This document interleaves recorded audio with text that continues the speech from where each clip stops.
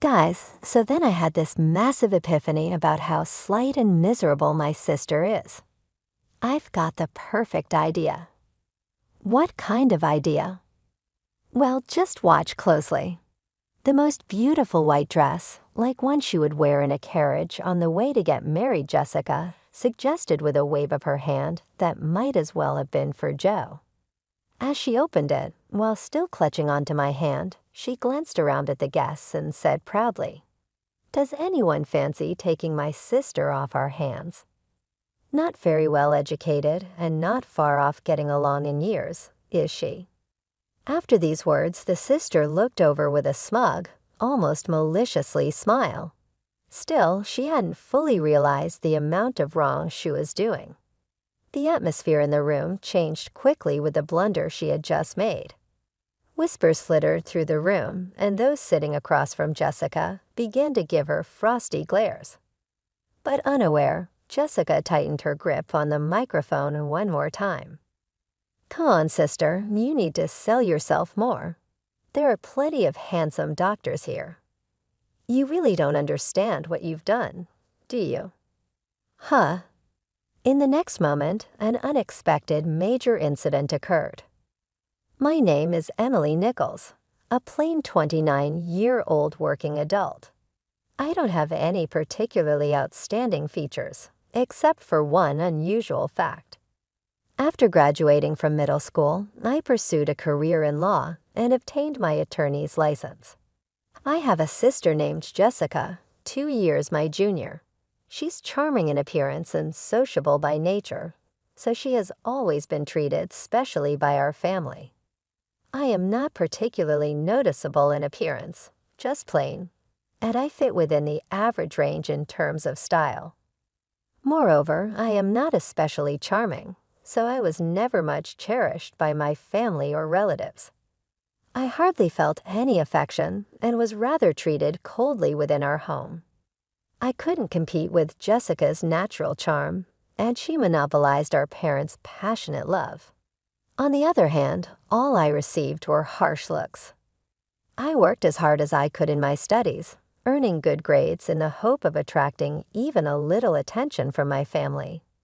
But I could never outshine her. Eventually, tired of striving for my family's love, I decided to take a different path. Giving up on being loved, I poured even more effort into my studies and dedicated myself to studying, promising myself to find my worth.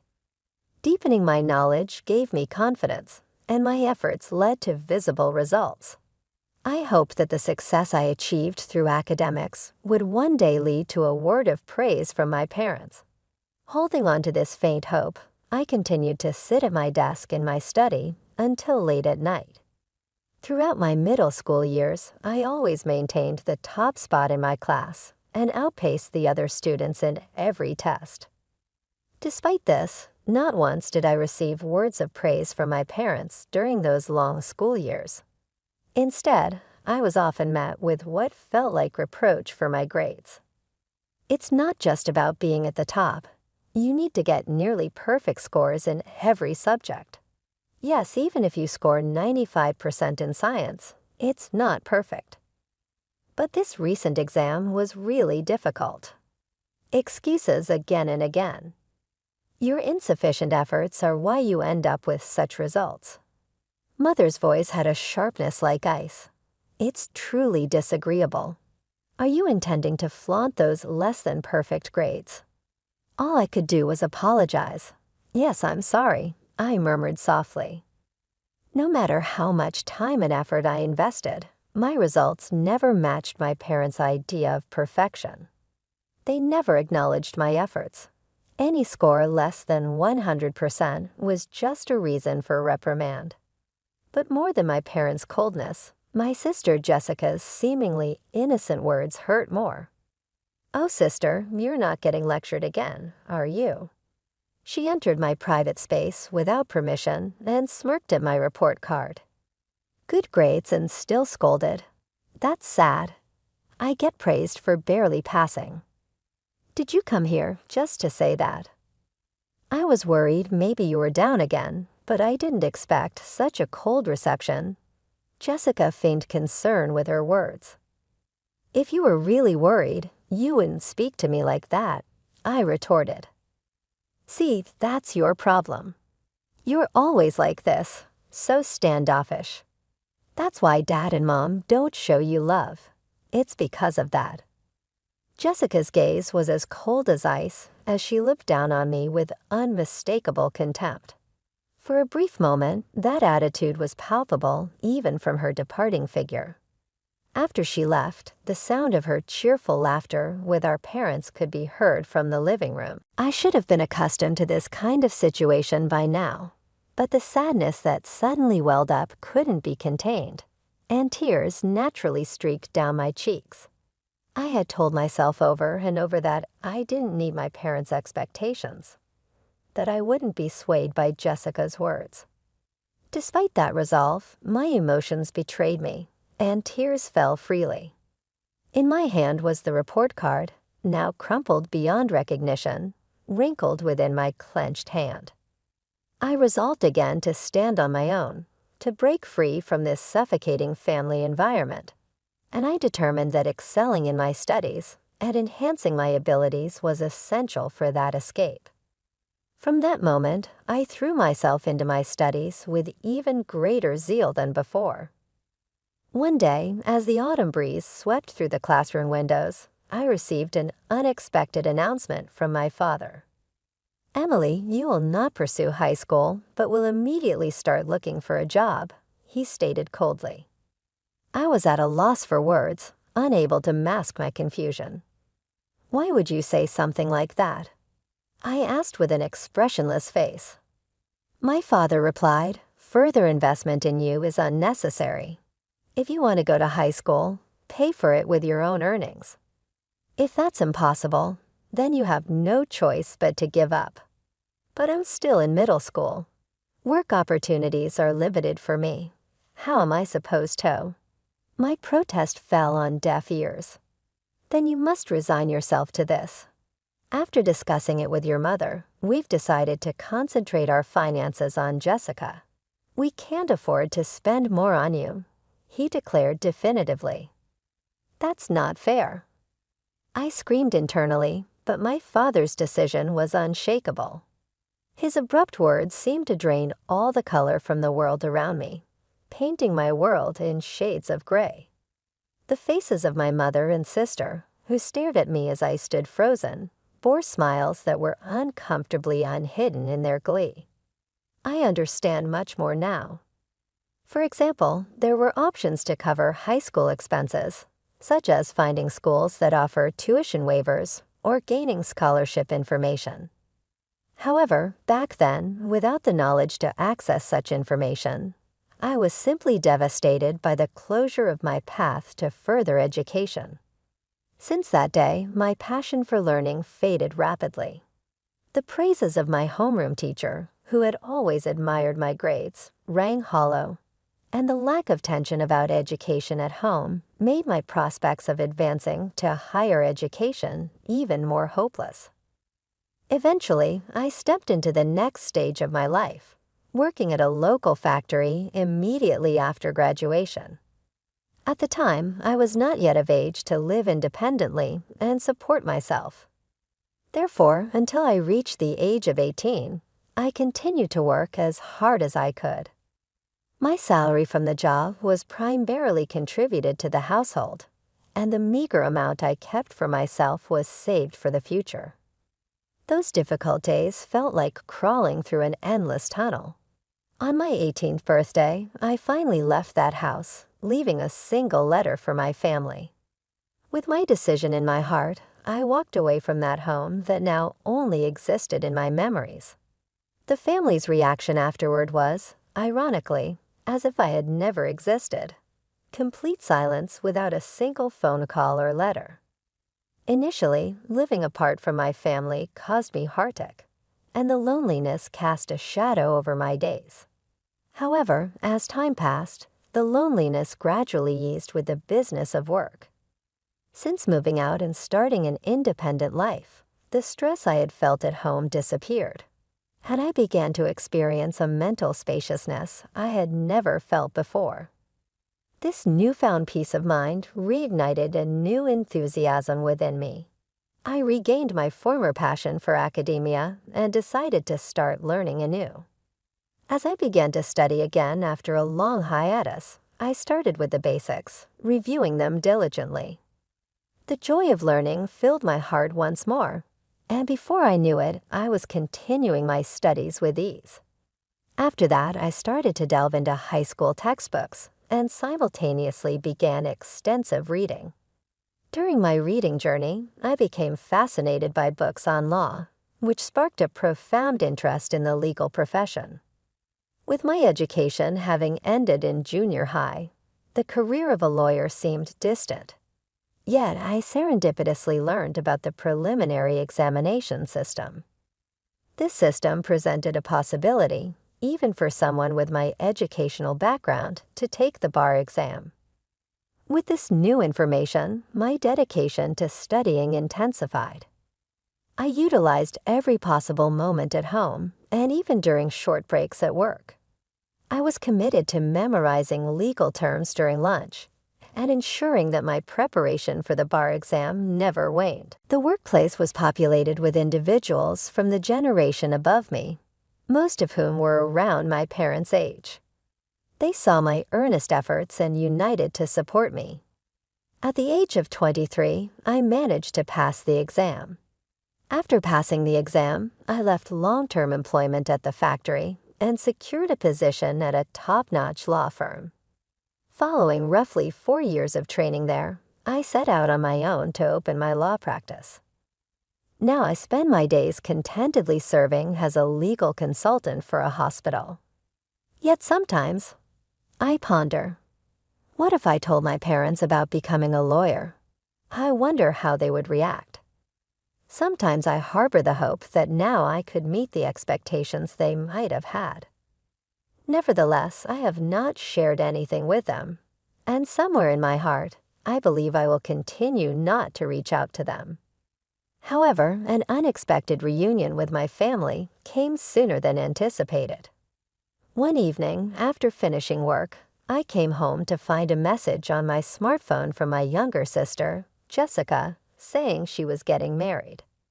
Jessica is getting married. I murmured to myself softly. My sister, now 27, was engaged to a doctor, and I received a notification that her wedding was scheduled for next month. They wished for my attendance. Despite the long period of estrangement from Jessica and my parents, the hesitation to meet them was there. But as a family member, I couldn't overlook this significant event and sent a reply to attend. A prompt response from my sister arrived, outlining the exact date and location of the ceremony. Suddenly, the message ended with a note, "Don't forget the wedding gift," which made me smile wryly to myself. Perhaps Jessica, rather than wanting to wholeheartedly welcome me, was expecting a wedding gift. Deciding to use the wedding as an occasion to reunite with the family, and then to part ways again, I firmed up this resolution. On the day of Jessica's wedding, I donned a carefully selected blue dress and headed to the venue for the ceremony. After completing the entrance formalities, I took my seat in the area reserved for family, where my father and mother were already seated. "You have some nerves showing up here. You must be doing well for yourself with the meager earnings from the factory," my father said coldly. "Indeed, you're right. Introducing someone like her as family does not do us any credit as parents," my mother added with a tone of disdain. "Jessica shouldn't have invited someone like you," my father continued. I told them exactly that, but they insisted on receiving the celebration money regardless, my mother stated quietly. Despite my presence right before them, they carried on this conversation without any hesitation. This was the reality. I faced a faint hope that sharing my side of the story might bridge the gap between my family and me, but it was swiftly shattered. I felt it crumbling inside. Both my father and mother seemed to completely avoid conversation with me. In the quiet, I glanced around the venue and noticed some familiar faces among the groom's side. Haven't I seen that person somewhere before? I mused to myself, feeling a sense of déjà vu with the person sitting next to them as well. While tracing my uncertain memory, I looked up the groom's name, and my suspicion turned into conviction. The connection I had anticipated became clear. I couldn't entirely hide my faint surprise inside. Such a coincidence, it was almost like a twist of fate, I marveled. However, I decided to keep my emotions in check and spend the day quietly as part of the ceremony. As the program proceeded, the bride and groom made a glamorous entrance, followed by his team of guests who spoke warm words and performed entertaining acts that softened the atmosphere. As time passed, the banquet gradually shifted to dinner and then to photo-taking sessions. Throughout this time, my parents got up without acknowledging my presence and moved towards the front where the bride and groom awaited. Jessica, as if drawn by a magnet, clung close to the bride and groom, showing a happy smile with each photograph taken. Pretending to feel nothing about the scene unfolding before me, I focused silently on the meal in front of me. But unexpectedly, my sister Jessica quietly approached me. She came closer with a smile, but her eyes had a spark of something more than excitement at seeing her sister after so many years. It seemed like she was up to something else. "Big sis, it's been such a long time, hasn't it? Are you happy to spend time together like this?" she asked lightly. I nodded quietly, expressing my genuine thoughts. Yes, the banquet food is really wonderful. With a sarcastic smile, Jessica continued, "You can't get such luxurious food at the factory you work at, can you? You should be grateful for this opportunity." Something inside me felt like it was being torn apart, but I did not show it on my face. However, Jessica's words became sharper, tauntingly piercing me. "Oh dear, did I upset you? I'm sorry, but it's natural for you to be envious, isn't it? Your little sister marrying a doctor and all." The phrase "I'm sorry" came from Jessica's mouth flippantly, as if it were a meaningless ornament. I kept my expression unchanged and quietly waited for my next move. At that moment, Jessica whispered in my ear, "Big sis, because I feel sorry for you, I've come up with a great idea." Despite maintaining my composure, I asked with suspicion, "A great idea? What is it?" Jessica said with satisfaction, "You'll see. Just watch closely." Then, adorned in an elegant wedding dress, Jessica gathered the attention of everyone around as she received a microphone from the staff. Suddenly, she announced loudly to the guests, "Ladies and gentlemen, you may not be aware, but my sister is here. She may not have the highest education or be the youngest, but if there is anyone kind-hearted enough, could you please take her under your wing?" My face turned red. "What are you saying, Jessica?" I exclaimed. Jessica continued even louder. "Although she doesn't earn much and leads a modest life, is there someone here who can brighten my sister's future?" As the gazes of those around focused on me, Jessica seemed to be enjoying my confusion with a smug smile. At that moment, a breathtaking scene unfolded. Jessica's blasphemous attitude escalated, and astonishingly, even our normally gentle parents chimed in with her tune. "Please treat her kindly," they said. This frivolous comment from my parents was the last straw for me. Rage swirled within me. To ridicule a person so much at such a joyous occasion, how far would they go to be satisfied? I couldn't believe it. But now it was time for them to be confronted with reality.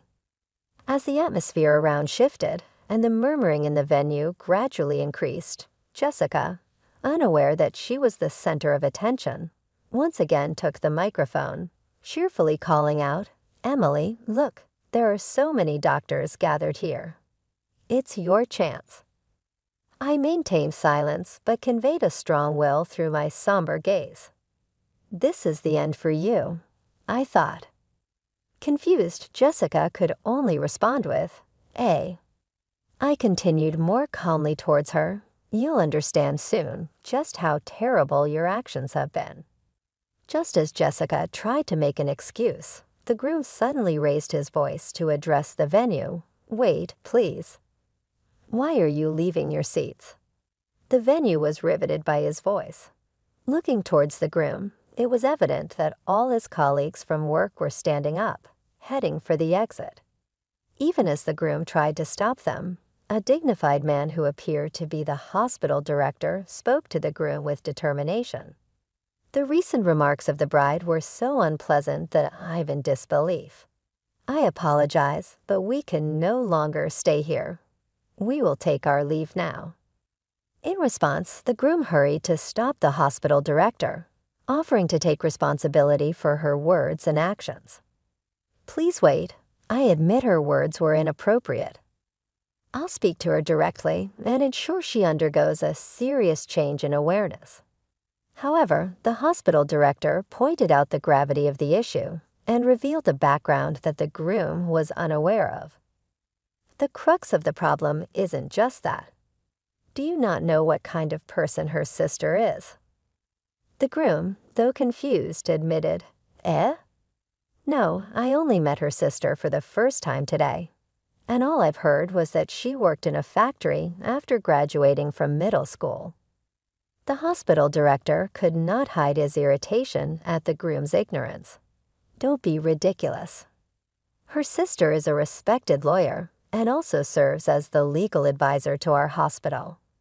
The groom was shocked to learn of this fact, indicating he was unaware that I was the hospital's legal advisor. The lawyer is our hospital's advisor, and not only that, the hospital where my sister's husband-to-be works is actually the hospital I work at. The reason why the groom looked familiar was that I had seen him several times at hospital events. The other guests probably came to the same realization upon seeing me. My sister's inappropriate comments only added fuel to the fire, and that's why the hospital director openly expressed his outrage.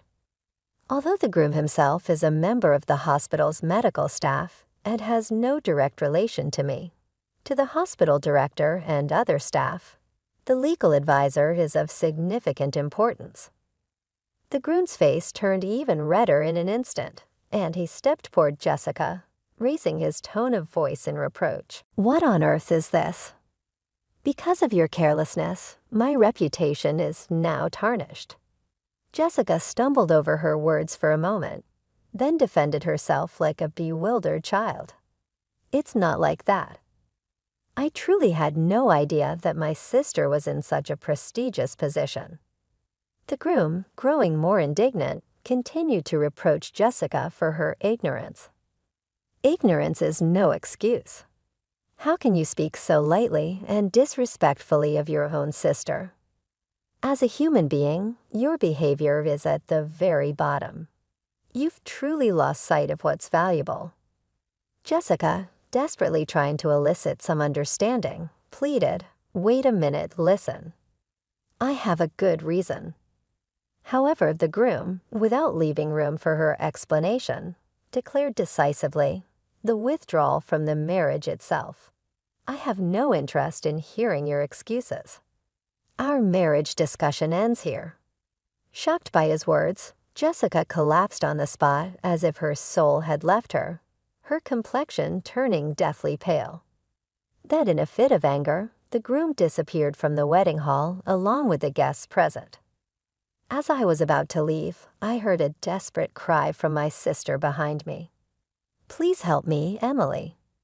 But without being swayed by her cries, I confronted her with a stern tone. Help you, you say? Why should I do such a thing for you? The situation you find yourself in is the result of the seeds you've sown. Attempting to get a laugh with a joke that mocks others, and then playing the victim when it fails is a pathetic sight that I cannot accept. Jessica, fraught with confusion and anxiety, pleaded, Why are you using such harsh words? If I had known about your success as a lawyer. With a quiet yet firm attitude, I responded, Why should I need to inform someone who has never contacted me about my profession? In fact, I was planning to end our relationship after this wedding, but now, having witnessed your unfortunate end, I'm somewhat satisfied. You must be disappointed that your engagement to a doctor has been called off. Well, you'd better work hard to find your next prospect." With these words, I left the venue with dignity. From afar, I could hear the critical voices of Jessica and our parents from the guests. Everything proceeded as expected, and Jessica's marriage was no more. Our parents, who had thought a secure future was assured through Jessica marrying a doctor, expressed their anger towards her for the first time. Due to the commotion, Jessica, always pampered, couldn't withstand their anger and sought salvation with a broken heart. But I ignored her pleas without any sympathy. I never answered the phone despite repeated attempts, and I cut off all methods of contact with the family.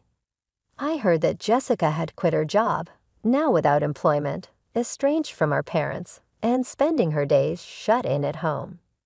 As for me, I am maintaining a very satisfying state in both my work and private life, leading a peaceful existence, without any significant problems. Although the bond with my family hasn't been smooth sailing, I am fortunate to be blessed with a great deal of support from people in my professional life and day-to-day existence. This blessed environment isn't due to chance, but the result of long-term self-investment and persistent effort. There were days when I faced harsh trials, but it is because I overcame each one that I am where I am today. Reflecting on my past struggles and recognizing their value, I now hope to continue living a fulfilling life at my own pace, setting realistic goals while keeping stress to a minimum.